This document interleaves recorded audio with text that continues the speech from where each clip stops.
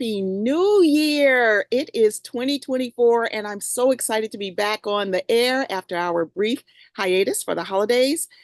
You're listening to the WCEG network on WCEGtalkradio.com or watch us live on your smart TV, YouTube, and the WCEG network.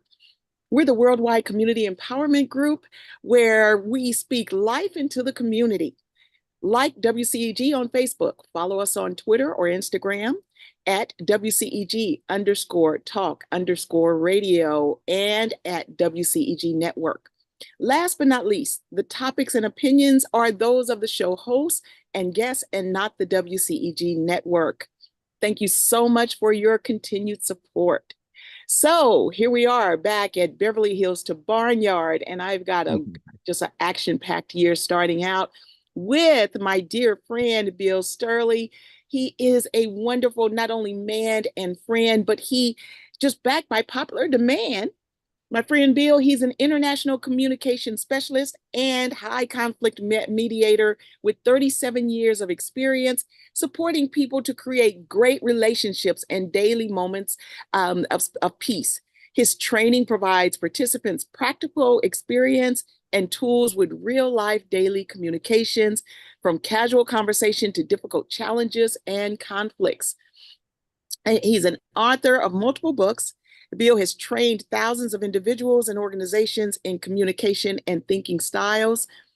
People who work with Bill gain the ability to reduce volatile interactions and respond effectively in all situations. See Bill's book and just more about him at www.billstierle, and it's spelled STIERLE.com. Bill, it is so wonderful to have you on for the second time. I know, Sherita, it's a great to be here. I'm delighted to get a chance to bring in the new year with you and really be able to share some of the wisdom, knowledge, and experience that I've collected over the years about, why people think the way they do, why people behave the way they do, Yes. and our how to deal with our pesky thoughts and beliefs that come up in our head, and what do we say or do, or the thoughts and beliefs of others that come into our thing. So we'll have a great conversation today. Right. And looking forward to your questions and everything. So let's roll it up for the audience here. Well, I'm going to talk about your book and how perfect it is for this time, because I was reading just recently, and Bill, according to a Brookings report, it's and it's titled "Human Development in an Age of Uncertainty." It says new dimensions of uncertainty are emerging. Lives are being unsettled around the world. To turn new uncertainties into opportunities, we must unleash people's creative and cooperative potential. Now, if that's not perfect for a Bill Stierle show, I don't know what is. What do you So true. I agree. Oh my 100%. God. From now with politics, just the war of what's going on with politics to the war that's happening all over the world, where does that leave people like you and I, and for those that even have more issues as far as dealing with uncertainty? So, Bill, I've actually, as I was still going through your book, now we left off, and you mentioned the monster person, and we said that you said that you were going to bring us back to that, and so that's the section where it says nice dead person, monster person, and compassionate person. Tell us a little bit about that. Well, I'm glad you brought this up, and it really does apply to the world and the different things that we're going through at this time, and how human beings need to manufacture inside our consciousness the need for certainty. Certainty is an important need for us. And if we don't have certainty about today, tomorrow, the next day, or have some certainty about our things that we've learned from the past, it becomes the feeling that shows up is unsettled, hesitant, doubtful.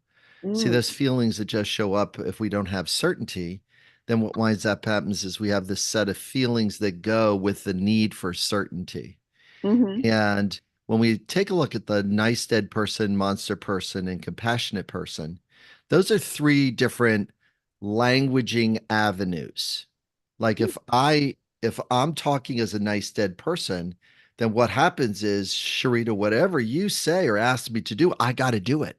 I've got to submit to what you're saying. I got to play small. I got to make sure that I walk on eggshells, or else that's going to be really, troublesome because I can't speak up for myself. So I'm nice, but I'm also kind of dead. I'm Mm, kind of a person that is not really able to, kind of speak up and act for on my own behalf and act in a way that's going to, serve the myself or serve the conversation. Now, the monster person is a little different. It's I am going to blame, bully, judge, criticize, shame you to get you to do what I want. Now, notice how your body just went, ugh. As soon as all I did is just go down that list of words, mhm, mhm. and all of a sudden our body just tightens up. Okay. Word selection makes a big difference. How we hear and interpret the words that are said in our direction make a big difference because then we can manage our emotions Mhm. and manage the emotions of others. Huh. Ah, wow. Because you say here the impact of language on changing our emotional state. Right, right. We've My got God, to. that what comes to mind is my mom would always say, pause before you say something because you can't unring a bell, you know? So, wow. She was right on target there, and she was saying, pause before you say something. Be thoughtful for your communication message. See if you can get your communication message to stick. Hmm. By picking more powerful words rather than words that are going to be either power over or powerless words. Hmm. Power over is a monster person sentence. Do what I tell you because I'm your mother, I'm your father, I'm your boss, I'm your husband, wife. It doesn't matter. You could put in whatever title that you're in there, Right. and that is called power over language. And we really, in this time of volatility, anybody that uses power over language is going to be meeting their needs at the expense of others Hmm. in alignment with the group that they're representing. So if I want to talk really junky to somebody, and I want to advocate for something, I can speak in a way that says, "Oh yeah, my team is better than you. Hmm. My players are better than you." And then that gives the person to talk in the monster person way. Mm-hmm. And it creates a lot of adrenaline. It creates a lot of cortisol in the body to speak in a way that is in a bullying, power over way, but it's not a very cooperative, collaborative way. The language affects both the listener and the speaker. The speaker has problems even in saying that because then they can't get off the course of being that way because they're talking and energizing that way and going like, well, this what works for me. Look at this.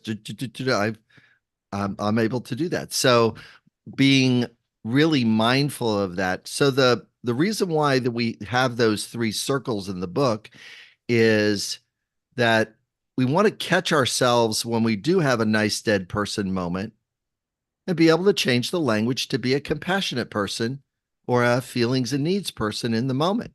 Mm, And if mm. we hear somebody that's being a monster person, I don't know, why don't we just use feelings and needs language towards them? So it might sound, Mr. Jones, I'm guessing you feel angry and you really have a need for fairness. And fairness would look like this. Is that right, Mr. Jones? Yeah, but then he can't be angry anymore. You've Ah, extracted the just anger from him. just that, just those words in that way. Just those words in that way. Huh. Just those words in the way. If we're spend when we choose to spend more time in an empathetic, compassionate way, Mm-hmm. we don't get run over. We're in a power with person. Yeah, I can see how you're really mad about the need for fairness. Fairness doesn't come. Yeah, Hmm. as a 12-year-old, I had trouble with fairness too. Yeah. Now, watch my judgmental mind wants to say, you're in an adult body right now. You might want to not upgrade your language as a 12-year-old. you know, I could, I could make a joke there. It's like, geesh, it's like, gosh, you're starting to sound like an angry 15-year-old or an angry 12-year-old right now.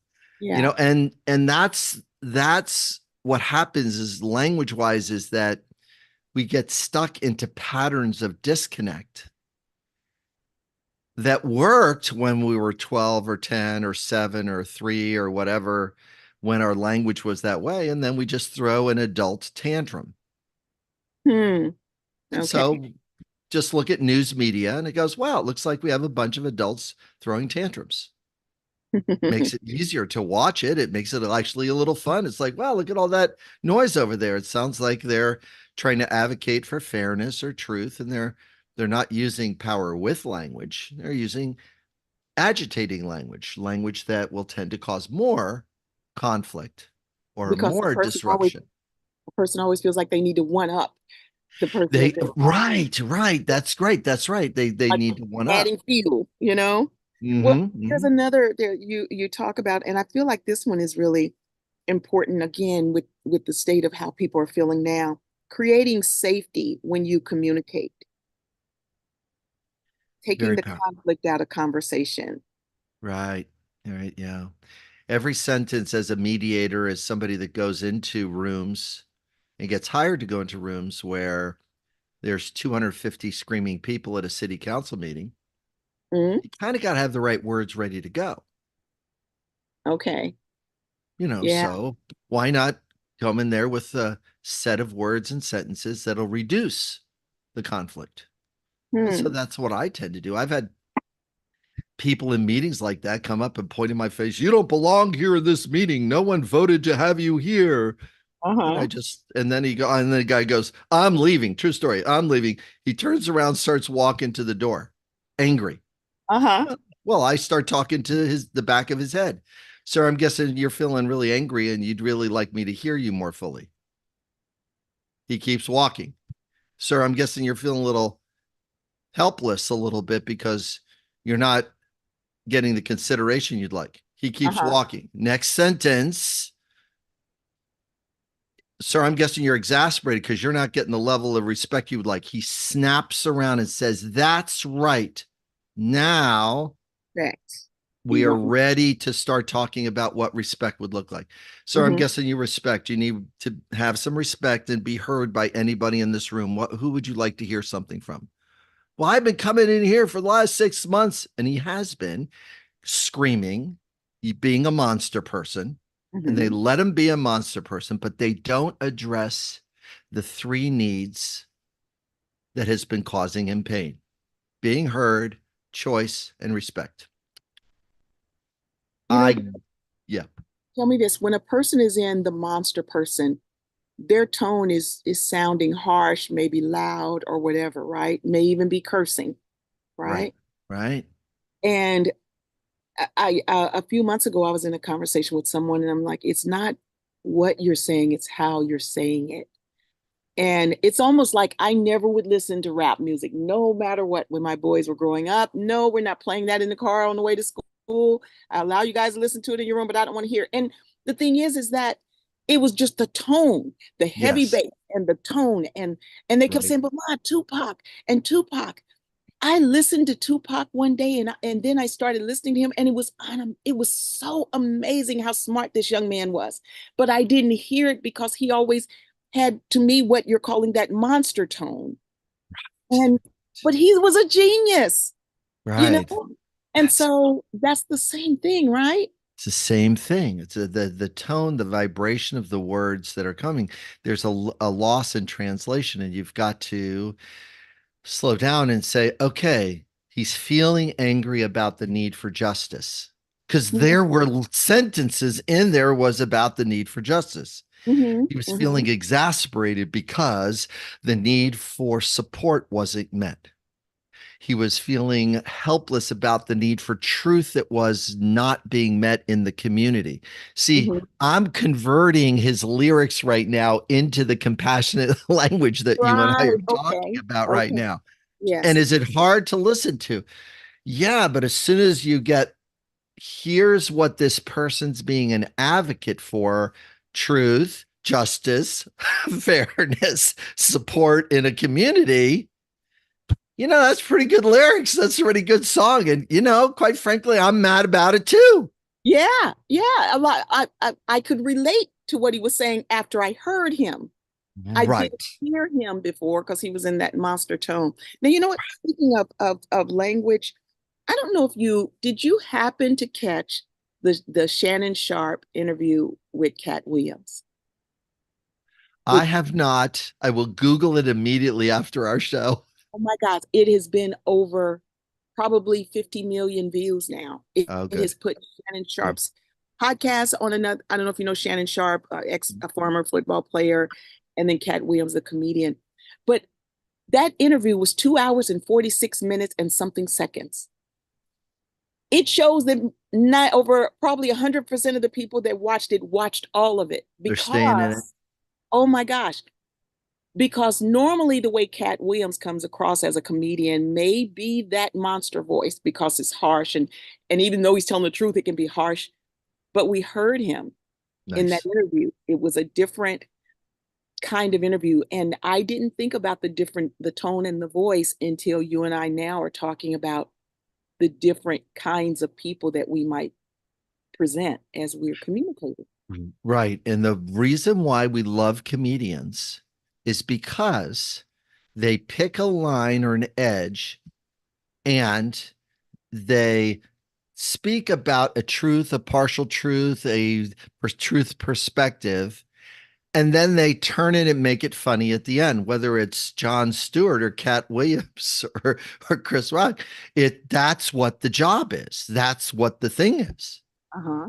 And we've got to listen through that lens. If you don't listen through the end lens, then you kind of can get angry Mm. at the joke or get upset because of the partial truth they're talking about. Hmm. Hmm. Because there is a partial truth in it, because that's what makes it funny.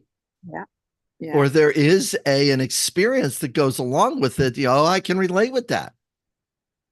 And Yeah. that's what makes it funny. What's missing today is our inability to have tolerance and appreciation for that's the process of emotional discharge. We're Mm. discharging emotion through language.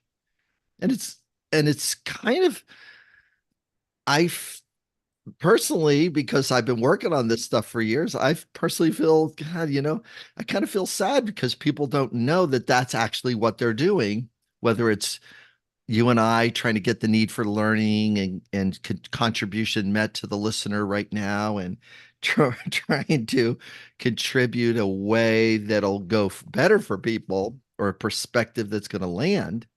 Hmm. The voices of judgment and criticism start clouding or jumping on, and that's, then you get somebody commenting and somebody trolling and somebody judging and somebody, Right. labeling and somebody diagnosing, and all of a sudden you just got a mess. So people turn into nice dead person. They shut down. And They you know, apologize. Bill, there's such a need for you and your book right now because whether we're talking about adults or young people now are communicating. They can be sitting next to each other and they're texting each other and they're not looking each other eye to eye. Or one time I was talking to a group of individuals. We're standing there like, you know, within maybe, a couple of feet of each other. And there's a young person also standing there and I'm talking to her too. Well, she's talking to me, but she's looking down in her phone and she's texting or scrolling or whatever. And she didn't see that as rude. She didn't see that as being totally into the conversation, not even looking up to acknowledge that I'm speaking to her, or didn't even look up as she was speaking to me. We're in trouble We are in if our trouble. young people are not, uh, from their communication skills to just their coping skills. If we don't start addressing this now, because what I think about, especially being the power of attorney of my aunt that right now is dealing with dementia. And I'm having to deal back and forth with the staff and how they may be communicating or not communicating with my aunt. I'm afraid of the individuals that I'm going to need to take care of me in my later years. We need to do something. We're just acting like it's not going to happen, but we as a people, I mean, we should be ashamed. We are in denial by not addressing what's coming because it's coming. So what do we Well, do? I really appreciate you say, it's a shame because that's the feeling of exasperated about awareness. We're not having an awareness of the power of language and what to say or do. You and I are going to need a lot of empathy and compassion as we approach whatever our ending is. We need a lot of support. That's what human beings need at the very end, is a lot of support during their transition. It'd be kind of nice to have kindness and support during that transition like your aunt's going through right now. Bill, She we needs need friends. you to go into these senior facilities. That's there we go. There is a training avenue for the book that I wrote. Here's what you say or do to a person with dementia. You don't fight with a person dementia over the truth that they're saying or not. You Hmm. stay with them and present and be compassionate to what just came out of their mouth. Hmm. As I literally just coached 2 days ago with one of my clients who has a parent in dementia. The woman wakes up, the older mother wakes up and says, "It's time for dinner." The daughter goes, "Mom, it's breakfast. What would you like for breakfast?" "No, it's time for dinner," she says. So you got to meet her from right where she You got is. to empathize with where she is. "Mom, so you Mom, have some what would you thoughts? like to eat? You have some thoughts about dinner right now?" "Yeah, I have some thoughts. It's time for dinner." "What's the thought you have about dinner?" "Gosh, I'd really like some steak and potatoes." "Mom, would you like some steak and potatoes for dinner right now?" "Yes, I would. Thank you so much." Make the mom steak and potatoes. And how much more difficult would that be than to make bacon and eggs? You know, Yes, we exactly. keep trying to make them conform oh my God, Bill, we need you with families that are going through and at these facilities because though I'm not in the city, I'm talking to family that has to do the groundwork, and I know that it's hard for them too. But I was just saying we've got to take her from where she is. We've got to stop trying to make her still be the woman that she was and That's correct. way that we know she would have wanted to be. She's not there like that anymore. No, those neural pathways are not connected. You have to take the pathway that's connected and Mhm. provide empathy and compassion and exploration about what need is she just trying to get met. You don't know what her physiology is asking for. Her physiology, her body could be saying steak and eggs because she needs more iron. And by the way, the daughter made oatmeal and the mom was pissed And probably didn't need it. and didn't eat it. And what we don't realize is when we don't communicate and act from where they are, we get angry, they get angry, we feel frustrated. Let's make it a win-win for everyone. Yes. You So know, mom, yeah. So I mean, when my mom's going through her bouts of dementia and my dad with his, I just took them where they were. "So mom, you're requesting an egg this morning?" "Yes, I am." "Okay. So you're requesting us to sit down," and all of a sudden she starts telling a story about my uncle Tony that passed 15 years ago. It's like, mhm. okay, let's talk about him then, because that's the pathway that was alive and present for Yeah. her to talk about. That was the reinforcing narrative between the language centers in her brain and the long-term memory in her brain. Those were the pathways that were available. Let's just be present to those pathways. Mm. Well, It's just, Bill, we're down to 5 minutes. I can tell that I want to have you back. I yeah. mean, what you have to offer is so vital right now. And no matter what it is that we're trying to do, no matter what someone's title, financial status, or whatever, I think that it's important for me to have you come back again and let's have more conversation. But tell my audience how they can reach you and something that's coming up. Delighted that you asked. The way people can reach me through my website, billstierle.com. and it's spelled Stierle. And on Amazon, my book is named Emotional Sobriety Solution. Looks like that with the picture of the faces of the different communication patterns. Thank you. And my daughter did the artwork on the front of that book, so I'm very excited about that. I always do a call out when I see it because it's so gorgeous. Yeah. And it's about how do we change our language so that we can have more moments of conflict that changes to moments of peace or moments of joy, moments of upset that turn into more moments of harmony. Mm-hmm. And by converting that and being able to make a big difference with our language choices, we can start managing the molecules of emotion. I Mm, mean, there's 297 different molecules of emotion in the body. mm, Well, when they mix together, they create all kinds of arrange like an orchestra in our body. Most people are blowing like a through a tin whistle. mm-hmm. Mm-hmm. Change your range. Get excited and energized and and delighted, and also take terrified out for a spin if you need to take it out for a spin. Go on a roller coaster ride and you go like, yeah, that was kind of like a little bit of terrified. Yeah. You're allowed to take your emotions out for a spin.